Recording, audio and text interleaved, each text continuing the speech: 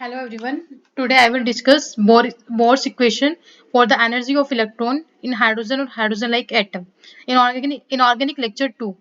In my previous video, I had discussed Bohr's model for postulates and limitations. Okay. Uh, Now in this video, I will discuss Bohr's equation for the energy of electron. Okay. So firstly, I will discuss theory.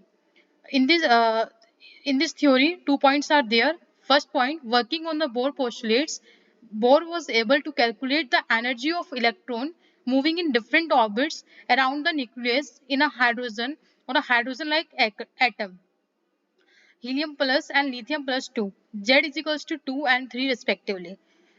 इन्होंने ये बोला कि first point explain ये कर रहा है कि जो बोर्स पोस्टुलेट जो हमने जो बोर्स के पोस्टुलेट्स थे बोर साइंटिस्ट के उस पर जो वर्क किया गया तो बोर जो साइंटिस्ट थे वो एबल थे कैलकुलेट करने के लिए क्या एनर्जी किसकी इलेक्ट्रॉन की हाइड्रोजन में या फिर हाइड्रोजन लाइक एटम के अंदर जहां पर इलेक्ट्रॉन हमारा मूव करता है क्या डिफरेंट अलग अलग ऑर्बिट्स के अंदर किसके अराउंड न्यूक्लियस के अराउंड ओके यहाँ पे हाइड्रोजन लाइक एटम की अगर हम बात करें तो helium plus and lithium plus 2 मतलब hydrogen contains only one electron okay and helium plus मतलब क्या हुआ हीलियम के पास 2 इलेक्ट्रॉन्स होते हैं तो हीलियम क्या करेगा प्लस मतलब होता है पॉजिटिव चार्ज रिप्रेजेंट करता है कि एक इलेक्ट्रॉन क्या होता है रिमूव हो जाता है तो हीलियम के पास भी एक इलेक्ट्रॉन बचेगा तो ये किसकी किसकी तरह सिमिलर होगा हाइड्रोजन की तरह तो हाइड्रोजन लाइक एटम इसलिए इन लोगों को बोला गया है helium plus 2 and lithium plus 2 similar in case of lithium plus 2 lithium में 3 इलेक्ट्रॉन्स प्रेजेंट होते हैं प्लस 2 मतलब कि 2 इलेक्ट्रॉन्स वहां से रिमूव हो जाएंगे तो लिथियम के पास भी ओनली 1 इलेक्ट्रॉन बचेगा जो कि सिमिलर होगा किसके हाइड्रोजन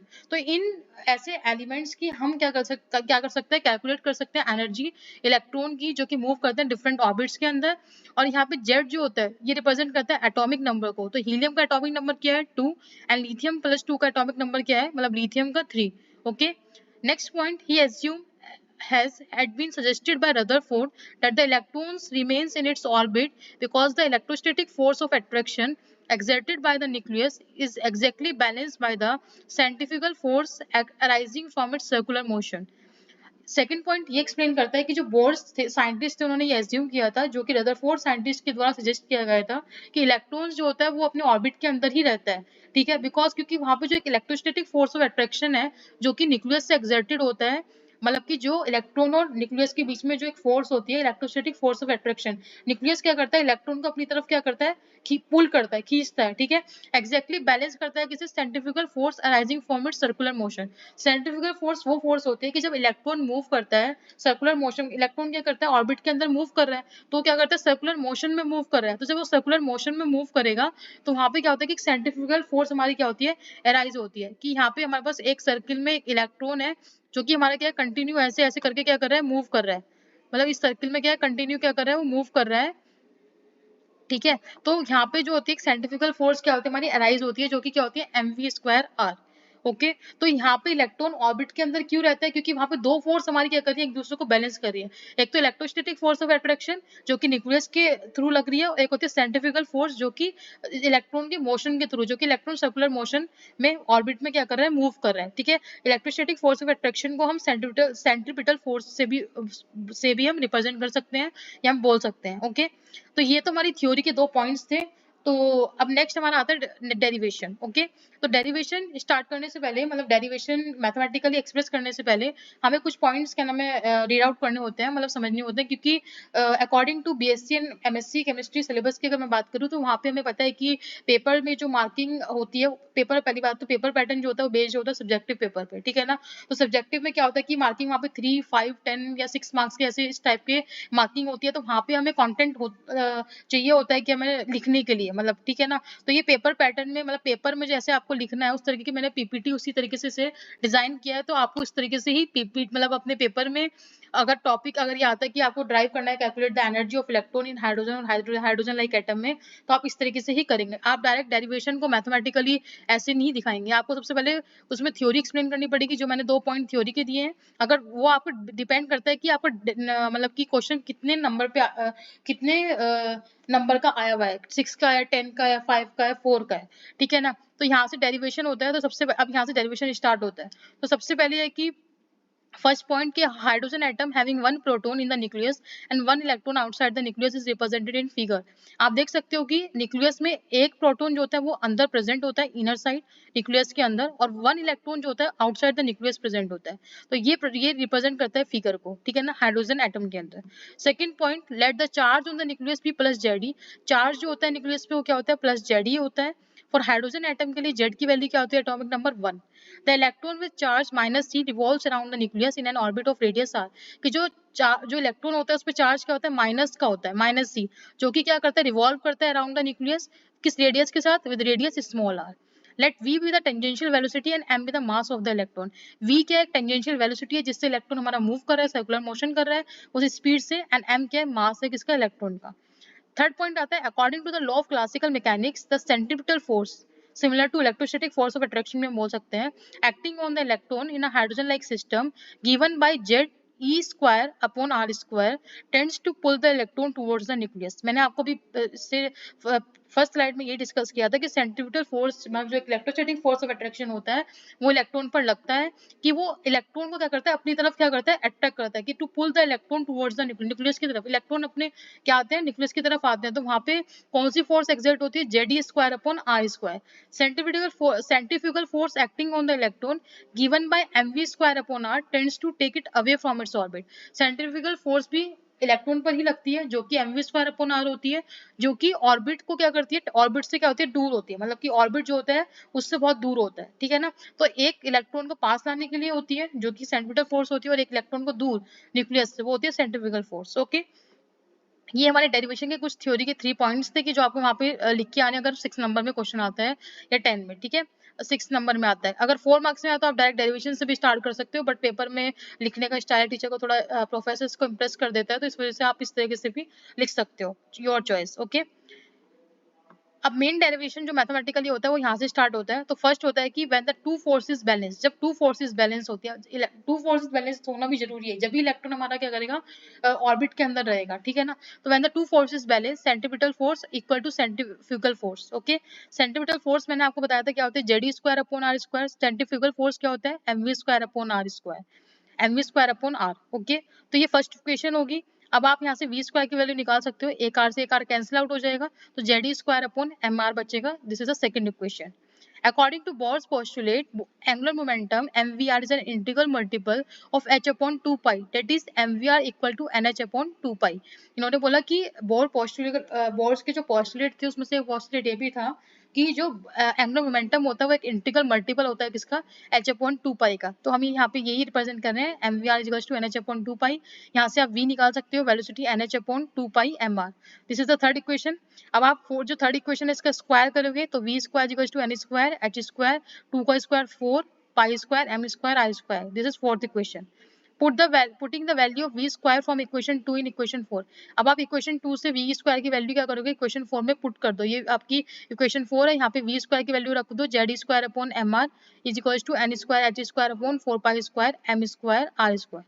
ठीक है, यहाँ से आप जेड स्क्वायर की वैल्यू निकाल सकते हो, N square H square upon 4 pi square mr। This is the fifth equation. Equation fifth जो है इससे आप फाइंड आउट कर सकते हो radius r of the orbit is given by, तो r equal R N N यहाँ पे ऑर्बिट को रिप्रेजेंट कर रहा है, r जो होता है वो नीचे लगता है सबस्क्रिप्ट में स्मॉल एन, ठीक है ना। तो कितना हो जाएगा, N square H square upon 4 pi square Z M E square, ठीक है ना। हम यहाँ से क्या कर रहे हैं, रेडियस निकाल रहे हैं, radius of the orbit find out कर रहे हैं, जो कि आर एन के इक्वल होता है। एन होता है कि किस ऑर्बिट में इलेक्ट्रॉन हमारा क्या है, प्रेजेंट है, उसे डिफाइन कर रहे हैं, ठीक है ना। तो N square H square upon 4 pi square Z M E square. For hydrogen atom के लिए एटॉमिक नंबर की वैल्यू 1 हो जाएगी, तो आर एन कितना आ गया, N square H square upon 4 pi square M E square, ठीक है। For hydrogen atom in ground state की बात करें तो वहाँ पे एन की वैल्यू क्या हो जाएगी 1। तो radius r1 is designated as Bohr's radius A note.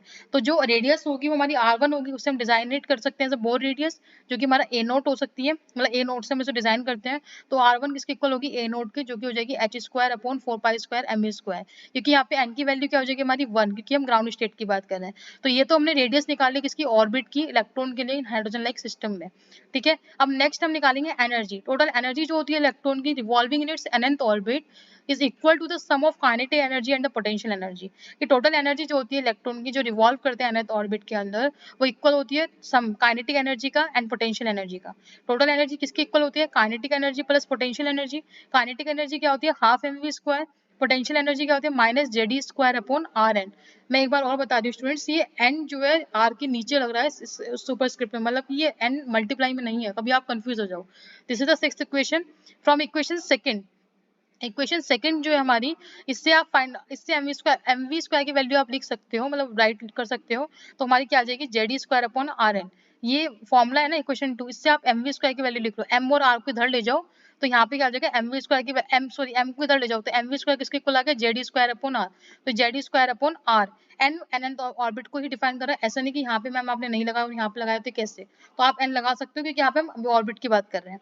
Substitute करेंगे वैल्यू किसकी? एमवी स्क्वायर की इन इक्वेशन किसमें? सिक्स्थ में। तो यहाँ पे हाफ एमवी स्क्वायर था, तो इसकी जगह क्या लगा दूंगी? 1/2 तो रह गई। एमवी स्क्वायर की जगह ZE square upon R N, तो ZE square upon 2 R N minus JD square upon R N. हमें पता है प्लस माइनस क्या होता है? माइनस, तो minus JD square upon R N. जब आप इसका एलसीएम लोगे तो हमारा टोटल जो फाइनल आंसर आएगा एनर्जी का, minus JD square upon 2 R N आ जाएगा। This is the seventh equation. अब फिर आप सब्स्टिट्यूट करोगे the value of R N from equation 7 in from equation X से इन इक्वेशन 7। ये एक्स इक्वेशन है हमारी, ये वाली वैल्यू आप पुट करोगे किसमें? इक्वेशन 7 में। आर एन की वैल्यू पुट करोगे तो क्या आ जाएगा? यहाँ पे क्या हो जाएगा? जेड स्क्वायर अपॉन 2 इंटू, ठीक है ना। अब यहाँ पे क्या आ जाएगा? आर एन की वैल्यू पुट करो तो क्या आ जाएगा? 4 pi square Z M E square upon N square H square, ठीक है। तो यहाँ पे ई एन की वैल्यू कितनी आ गई? एनर्जी निकाल रहे हैं अनंत ऑर्बिट के लिए, तो ये 2 से 2 कट जाएगा जब सॉल्व करोगे। Minus 2 pi square Z square M E की power 4 E square into E square क्या हो जाएगा? ई की पावर 4। हमेशा ध्यान रखना कि जब भी पावर, अगर हमारा बेस सेम है तो पावर जो होती है हमेशा ऐड होती है। यहाँ पे ई दोनों क्या ई है, तो यहाँ पे क्या बेस सेम है तो पावर क्या हो जाएंगी? ऐड हो जाएंगी। तो क्या हो जाएगा? ई का square 4 divided by N square H square. This is a ninth equation final. ये हमारी एनर्जी ऑफ इलेक्ट्रॉन की nth ऑर्बिट के अंदर, ये आपको याद रखनी है। This is the famous Bohr equation applicable to hydrogen और हाइड्रोजन लाइक एटम। ये फेमस बोर्स इक्वेशन है जो कि फॉर एनर्जी के लिए, हाइड्रोजन और हाइड्रोजन लाइक एटम्स के लिए, ठीक है। तो आपको ये दो फॉर्मूले याद रखने, रेडियस ऑफ ऑर्बिट और एक एनर्जी ऑफ इलेक्ट्रॉन। ये कई बार डायरेक्ट न्यूमेरिकल भी पूछ सकते हैं पेपर में, आपको ऑप्शन देते हैं कि या तो आप ड्राइव करके दिखा दो या फिर आपको न्यूमेरिकल भी दे सकते हैं। तो आपको पता होना चाहिए, अगर आपको फॉर्मूले याद होंगे तो आप फॉर्मूले भी क्या नाम है, फॉर्मूले से डायरेक्ट आप न्यूमेरिकल सॉल्व कर सकते हो, ठीक है ना। और ये कंपटीशन एग्जाम के लिए भी इंपॉर्टेंट है दोनों फॉर्मूले, बोर रेडियस का और ये वाला एनर्जी ऑफ इलेक्ट्रॉन का, ठीक है ना। अब एसआई सिस्टम, अगर एसआई सिस्टम में हम बात करें, एसआई सिस्टम में स्टैंडर्ड यूनिट्स में बात करें, तो क्योंकि हम न्यूमेरिकल हमेशा सॉल्व एसआई यूनिट्स में ही करते हैं सिस्टम में, तो इक्वेशन एक्स और 9 को अगर हम एसआई सिस्टम में लिखें तो आप देखो जो इक्वेशन एक्स है हमारी, ये radius of orbit R N वाली, इस पूरी इक्वेशन को हम सिर्फ 4 पाई एप्सिलॉन नॉट से मल्टीप्लाई कर देंगे। और अगर हम इक्वेशन 9 की बात करें, एनर्जी ऑफ ऑर्बिट इलेक्ट्रॉन की nth ऑर्बिट में, तो आप वहां से देख सकते हो, वहां पे हम 4 पाई एप्सिलॉन नॉट को डिवाइड करेंगे, ठीक है ना। तो रेडियस ऑफ ऑर्बिट में हमने 4 पाई एप्सिलॉन नॉट को क्या करा था? मल्टीप्लाई किया था। बट यहाँ पे हम क्या करेंगे? डिवाइड करेंगे, ठीक है। नेक्स्ट लास्ट स्लाइड हमारी आती है कि factor 4 pi epsilon naught is known as the permittivity factor. It's numerical value is 1.11264 into 10⁻10 coulomb square newton inverse metre inverse square. देखो फैक्टर 4 पाई एप्सिलॉन नॉट जो होता है एक परमिटिविटी फैक्टर होता है। इसकी वैल्यू जो होती है न्यूमेरिकल वैल्यू कांस्टेंट, इसे एक फैक्टर को कांस्टेंट टर्म भी बोला जाता है। इसकी एक कांस्टेंट वैल्यू होती है 1.11264 into 10⁻10 coulomb square newton inverse metre square. Students आपको यूनिट्स हमेशा याद रखनी है। यूनिट्स से कई बार पेपर में डायरेक्ट यूनिट्स भी पूछ लेते हैं। अगर हम कंपटीशन एग्जाम की बात करें तो वहाँ पे आपसे न्यूमेरिकल में ऐसे यूनिट्स पूछ लेते हैं डायरेक्ट, कि आप कई बार यूनिट भी कंफ्यूजन हो जाता है क्योंकि कई बार हमें कैंसिल आउट करनी पड़ती है यूनिट्स, ठीक है ना। और वैसे भी आपको याद होनी चाहिए कि हमारी क्या इसकी मतलब कि न्यूमेरिकल्स की डायरेक्ट आप सिर्फ डिजिट्स की वैल्यू याद नहीं रखोगे, आपको ये भी पता होना चाहिए कि इसमें यूनिट्स क्या लगती हैं, ठीक है। और कैलकुलेट सम इंपॉर्टेंट, अब हम कैलकुलेट करेंगे some important quantities of electron in hydrogen atom के अंदर, ओके। तो सबसे पहले हम करते हैं बोर्स रेडियस की बात करें। फॉर हाइड्रोजन एटम के लिए इज गिवन बाय, हमने इसे ए नोट से डिजाइन किया था, इसे बोर रेडियस भी बोलते हैं, इक्वल होता है आर एन के 4 pi epsilon not an square H square. ये फॉर्मूला था हमारा। यहाँ पे एन की वैल्यू 1 रख दो, जेड की वैल्यू 1 रख दो, क्योंकि हाइड्रोजन एटम के लिए बात करें ग्राउंड स्टेट में। तो R1 की वैल्यू कितनी आ गई? 4 pi epsilon naught H square upon 4 pi square M E square first equation. Putting the all values in equation 1 में वैल्यू पुट कर दो। पहली बात तो ये पूरी टर्म ही हमारी कांस्टेंट है। अगर आप देखो 4 पाई एप्सिलॉन नॉट की वैल्यू मैंने अभी बताई जो कि परमिटिविटी फैक्टर होता है, ये होती है 1.11264 × 10⁻10। फिर मैंने एच स्क्वायर की वैल्यू बताई जो कि हमारी क्या होती है? Planck constant. ये क्या होता है? 6.626 into 10⁻34 जूल सेकंड। ये भी हमारे क्या होता है, प्लैंक कांस्टेंट होता है। 4 इंटू पाई की वैल्यू क्या होती है, 3.14 होती है होल स्क्वायर। आप इसे सॉल्व कर लेना। एम की वैल्यू क्या होता है, mass of electron 9.1 into 10⁻31 kg। और ई क्या होता है, चार्ज इलेक्ट्रॉन पर क्या होता है, 1.602 इंटू 10⁻19 कोलॉम्ब का होल स्क्वायर। तो ये आप खाली वैल्यूज पुट नहीं करोगे, मैंने आपको बार बार बोल रही हूँ, वैल्यूज के साथ आप यूनिट्स भी पुट करेंगे, ओके, एड ऑन करेंगे। तो यहाँ पे ए नोट इक्वल टू R1, मतलब बोर्ड रेडियस की बात करें वो कितनी आ गई है, सॉल्व करने के बाद 0.529 इंटू 10⁻10 मीटर। तो देखो कई बार ना, मतलब ये मैं सिर्फ ऐसे नॉर्मली बता रही हूँ कि कई बार आप, ऐसा तो नहीं है कि आप सिर्फ बैचलर्स की मतलब बीएससी के बारे के उस रिलेटेड ही पढ़ रहे हैं, ठीक है ना, आपको आगे कॉम्पिटिशन एग्जाम्स भी देने हैं, तो वहाँ पे भी आपको कुछ बेसिक टर्म्स, या फिर आप किसी इंटरव्यू में जाते हैं वहाँ भी आपको बेसिक कुछ चीजें याद होनी चाहिए। तो लाइक जैसे अगर हम बोल सकते हैं बोर्ड रेडियस की वैल्यू भी आपको डायरेक्ट याद होनी चाहिए कि वो क्या होती है, 0.529 10 मीटर फॉर हाइड्रोजन एटम के लिए, ठीक है, अगर हम ग्राउंड स्टेट की बात कर रहे हैं। नेक्स्ट हम निकालते हैं velocity of electron. Velocity of electron आप देख सकते हो क्या है, v is equal to NH upon 2 pi mr। First orbit of hydrogen atom, first orbit मतलब n की वैल्यू 1 ऑफ हाइड्रोजन एटम मतलब z की वैल्यू 1। तो यहाँ पे आप निकाल सकते हो क्या, h upon 2 pi mr। h हमारा क्या है यहाँ पे प्लैंक कांस्टेंट, 2 इंटू पाई क्या है, वो क्या नाम है, कांस्टेंट ही है, और m मास ऑफ इलेक्ट्रॉन, और r जो अभी आपने फाइंड आउट किया, ठीक है ना, तो R आपने ऑलरेडी फाइंड आउट किया, वो लगा वो आप इसमें वैल्यू पुट कर देना, 0.529 इंटू 10⁻10 मीटर। तो उससे आपकी V1 आ जाएगी velocity 2.188 into 10⁻6 metre second inverse, okay. Next आता है एनर्जी ऑफ इलेक्ट्रॉन। एनर्जी जो होती है इलेक्ट्रॉन की वो हमारी क्या आएगी, हमारा ऑलरेडी फॉर्मूला आपको पता है ये होता है, ठीक है ना। अब आप इसमें जब सब्स्टिट्यूट करोगे वैल्यू सिमिलर, इलेक्ट्रॉन आप किसके लिए निकाल रहे हो एनर्जी, हाइड्रोजन एटम के लिए। ग्राउंड स्टेट में एन की वैल्यू 1, जेड की वैल्यू 1, तो एनर्जी जो आती है E1, ठीक है ना, वो कितनी आती है, -2.179 इंटू 10⁻18 जूल पर एटम। ये जूल पर एटम में दी हुई है, ठीक है। बट अगर आपको इलेक्ट्रॉन वोल्ट में निकालना है तो 1 इलेक्ट्रॉन वोल्ट किसके इक्वल होता है, 1.602 इंटू 10⁻19 जूल के, ठीक है। तो आप E1 यहाँ पे एनर्जी निकाल सकते हो, क्या आ जाएगी, E1 जब आप सॉल्व करोगे, मतलब इस इक्वेशन को E1 जो आपकी जूल पर एटम में एनर्जी से डिवाइड कर दो किससे, जूल पर इलेक्ट्रॉन वोल्ट से, तो आपकी एनर्जी इलेक्ट्रॉन वोल्ट में आ जाएगी -13.6 इलेक्ट्रॉन वोल्ट पर एटम। ये आपको याद होनी चाहिए, -13.6 इलेक्ट्रॉन, -13.6 इलेक्ट्रॉन वोल्ट पर एटम, ये आपको क्या होनी चाहिए, याद होनी चाहिए एनर्जी, ठीक है ना। तो ये ओवरऑल क्या नाम है हमारा, क्या था कि हमने कैलकुलेट किया, पूरा ओवरऑल एक्सप्लेनेशन था कैलकुलेट करने के लिए एनर्जी इलेक्ट्रॉन की कैसे निकालते हैं हाइड्रोजन और हाइड्रोजन लाइक एटम में। एक क्वेश्चन और बच्चों का आता है कि एनर्जी जो होती है इलेक्ट्रॉन की वो नेगेटिव क्यों होती है हाइड्रोजन के केस में, कि जो एनर्जी होती है इलेक्ट्रॉन की हाइड्रोजन एटम, मतलब एनर्जी जो होती है इलेक्ट्रॉन की वो हाइड्रोजन एटम के केस में नेगेटिव क्यों होती है। क्योंकि अगर हम बात करें, नेगेटिव साइन ये इंडिकेट करता है कि जो एनर्जी होती है इलेक्ट्रॉन की इन द एटम के अंदर वो लोअर होती है एनर्जी किसकी, जो फ्री इलेक्ट्रॉन की होती है किसमें, रेस्ट में। मतलब कि जो एनर्जी हमारी इलेक्ट्रॉन एटम के अंदर जो एनर्जी है इलेक्ट्रॉन की वो कम है किससे, एनर्जी जो हमारी फ्री इलेक्ट्रॉन की है रेस्ट पर, ठीक है। फ्री इलेक्ट्रॉन एट रेस्ट मतलब होता है स्टूडेंट्स की इलेक्ट्रॉन जो होता है वो infinity far away from the nucleus, मतलब कि न्यूक्लियस से बहुत दूर होता है, ठीक है। तो वहां पे अगर हम देखें, अगर वो हमारा न्यूक्लियस से बहुत दूर होगा, मतलब कि जो इलेक्ट्रॉन हमारे रेस्ट पे प्रेजेंट होता है उसका मतलब ये होता है कि इलेक्ट्रॉन बहुत ज्यादा दूर होता है किससे, न्यूक्लियस से। तो वहां पे क्या होता है कि जो एन की वैल्यू होगी ऑर्बिट की वो तो जीरो हो जाएगी, मतलब क्या इन्फिनिटी हो जाएगी। तो एनर्जी क्या हो जाएगा, 1/इन्फिनिटी किसके इक्वल हो जाएगी, जीरो के। तो इस केस में तो एनर्जी हमारी क्या होगी, जीरो। बट जब जैसी इलेक्ट्रॉन टुवर्ड्स द न्यूक्लियस, जैसे इलेक्ट्रॉन न्यूक्लियस के पास आता है तो वहां पे ऑर्बिट की वैल्यू क्या हो जाएगी, कम होती चली जाएगी ना। जब ऑर्बिट की वैल्यू कम होगी तो वहां पे एनर्जी की वैल्यू क्या होगी, इंक्रीज होती चली जाएगी। तो वो हमारी क्या होगी, मोर एंड मोर क्या होगी, नेगेटिव होगी। तो ये इसका क्या होता है, आंसर होता है कि मेन आंसर सिर्फ ये है, ये मैथमेटिकली मैंने आपको एक्सप्लेन किया, पर मेन रीजन वो है कि एनर्जी जो होती है इलेक्ट्रॉन की एटम के अंदर वो लोअर होती है, एनर्जी जो फ्री इलेक्ट्रॉन की होती है एट रेस्ट पर, ओके। तो ये ओवरऑल हमारा डिस्कशन था, ठीक है। तो ये वीडियो यहीं पे कंप्लीट होती है। और if you have any doubt और एनी क्वेरी तो please you can ask in comments box. Thank you so much. I will meet in next video, okay? Bye bye.